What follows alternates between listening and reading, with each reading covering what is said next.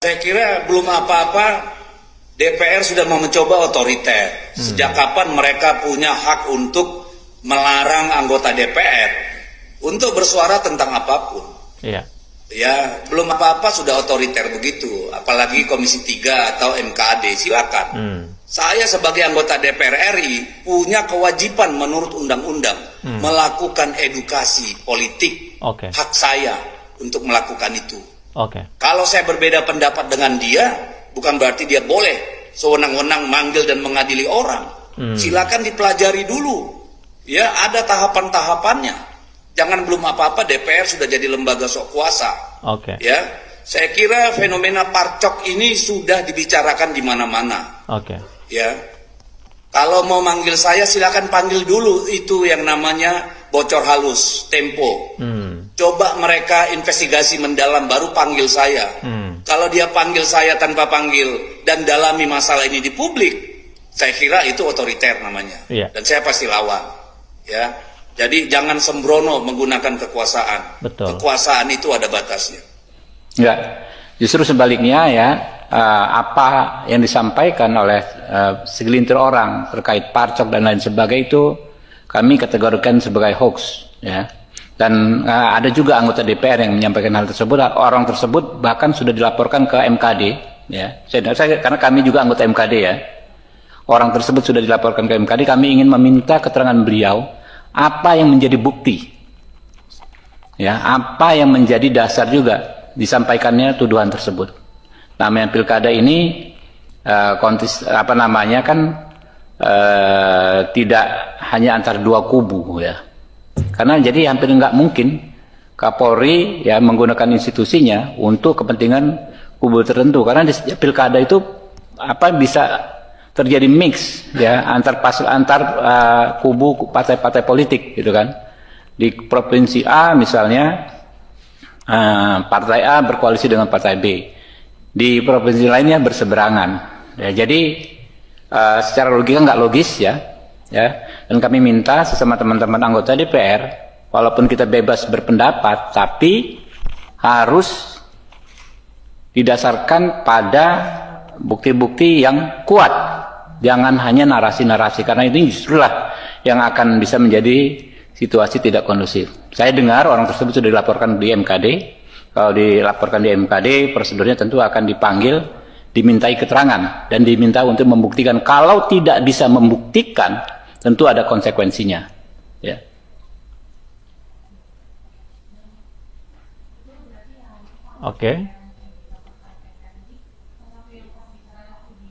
Saya nggak tahu. Pokoknya saya mendengar saya kan anggota MKD, ya. Saya mendapat informasi ada anggota DPR yang dianggap menyampaikan informasi yang tidak tepat atau fitnah atau hoax, informasi tanpa bukti, bersifat tuduhan. Ya kan anggota DPR itu kalau secara hukum memang imun, tapi di MKD kami punya mekanisme supaya setiap pernyataan itu tidaklah bernuansa fitnah.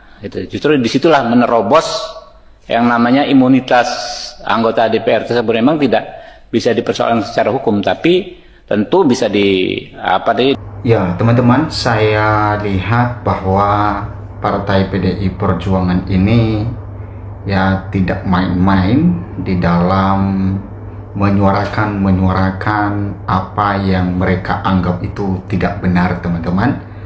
Ya, salah satunya kader PDI Perjuangan, Deddy Sitorus ini dari fraksi PDI Perjuangan yang merupakan juga anggota DPR, di mana dia menyampaikan di dalam forum DPR itu bahwa jangan sok berkuasa, ya, dan dia mengatakan bahwa dia siap melawan, ya, ketika ada yang sok berkuasa.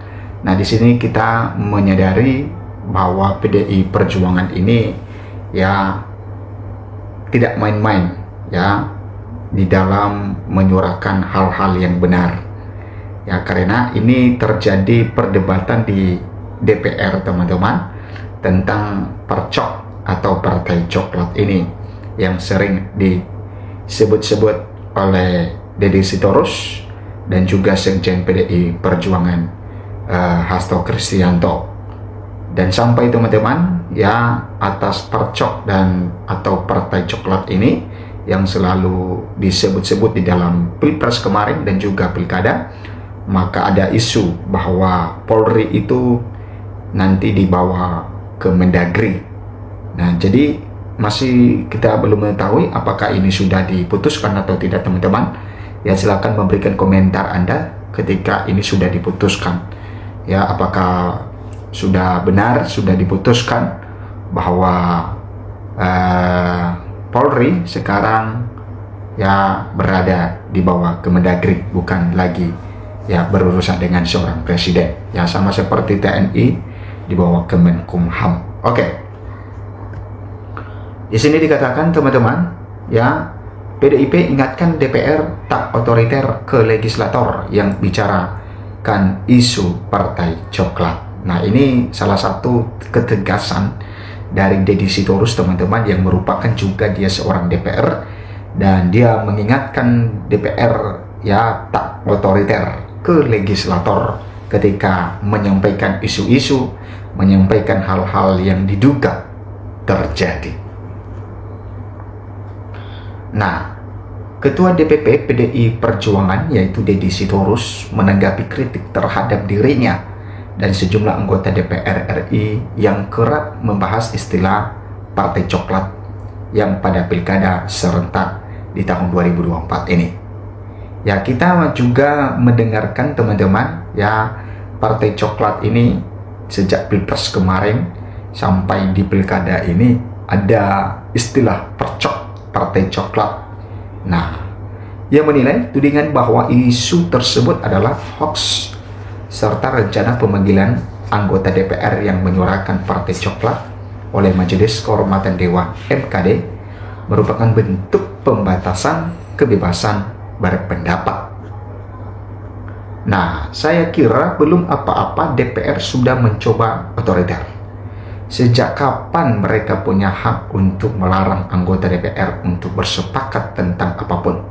Ujar Deddy kepada wartawan Minggu. Nah, ini yang disampaikan oleh Deddy Sitorus teman-teman, ya dari fraksi PDI Perjuangan ini, bahwa katanya belum apa-apa DPR sudah mencoba otoriter dan juga melarang ya anggota DPR untuk berpendapat, ya. Makanya dikatakan di sini, sejak kapan mereka punya hak ya untuk melarang anggota DPR untuk bersepakat tentang apapun.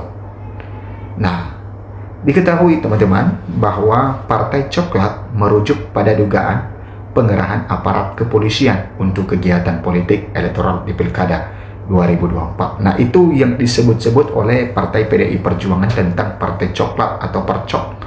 Itu merujuk kepada dugaan pengerahan aparat kepolisian untuk kegiatan politik elektoral di Pilkada 2024. Dan menurut ya PDI Perjuangan bahwa itu akan menguntungkan salah satu paslon. Tentu paslon tersebut adalah bukan paslon yang diusung oleh PDI Perjuangan.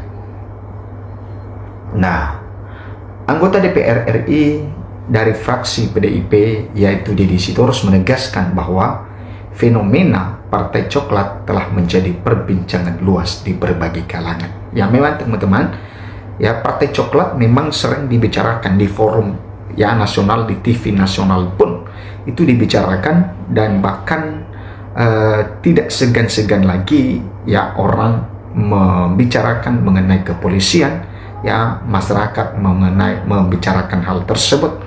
Nah, tentu ini menjadi evaluasi bagi negeri ini teman-teman, ya supaya sebenarnya ya tidak diikutkan ya di dalam pilkada maupun di pilpres ya kepolisian ini, karena mereka itu adalah pengamanan ya netral, wasit di dalam pilkada maupun di pilpres. Tetapi oleh dugaan-dugaan seperti yang disampaikan oleh Deddy Sitorus dan juga dari fraksi PDI Perjuangan yang lain, bahwa ada pengerahan ya parcok ya partai coklat sehingga itu mendukung salah satu paslon. Nah, makanya itu sering dibicarakan teman-teman, dan ini membuat satu ya pertanyaan besar bagi banyak masyarakat, ya, dan juga bola liar di tengah-tengah masyarakat. Nah, menurutnya media massa cetak, televisi maupun elektronik sudah banyak memberitakan isu tersebut, sehingga MKD seharusnya tidak asal bereaksi.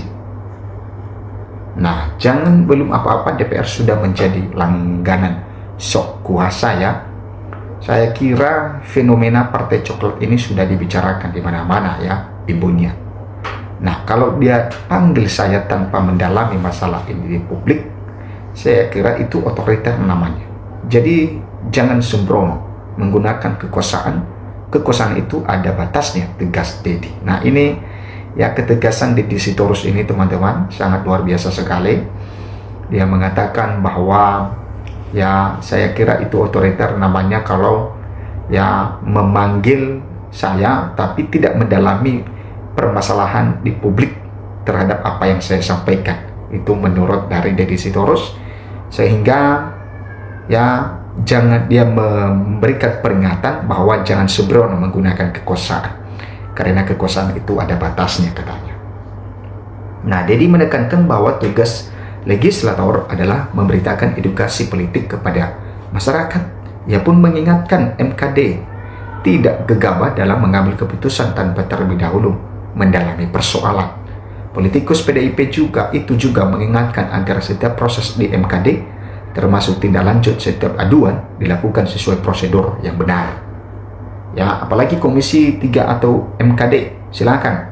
Saya sebagai anggota DPR punya kewajiban menurut undang-undang melakukan edukasi politik. Hak saya untuk melakukan itu, katanya. Nah, kalau saya berbeda pendapat dengan dia, bukan berarti dia boleh sewenang-wenang memanggil dan mengadili orang. Silakan dipelajari dulu, ya, ada tahapan-tahapannya, pungkas dia. Sebelumnya, Ketua Komisi 3 DPR RI, Habibur Rahman, membantah tudingan sejumlah pihak yang menyebut ada partai coklat, percok, atau pengerahan aparat kepolisian. Apa yang disampaikan oleh segelintir orang terkait pacok dan lain sebagainya, itu kami kategorikan sebagai hoax, kata Habibur Rahman. Nah, itu teman-teman mengenai ya perdebatan di DPR, dan tentu ini menjadi satu ya hal-hal yang kita perhatikan sebagai masyarakat. Sampai jumpa di video berikutnya.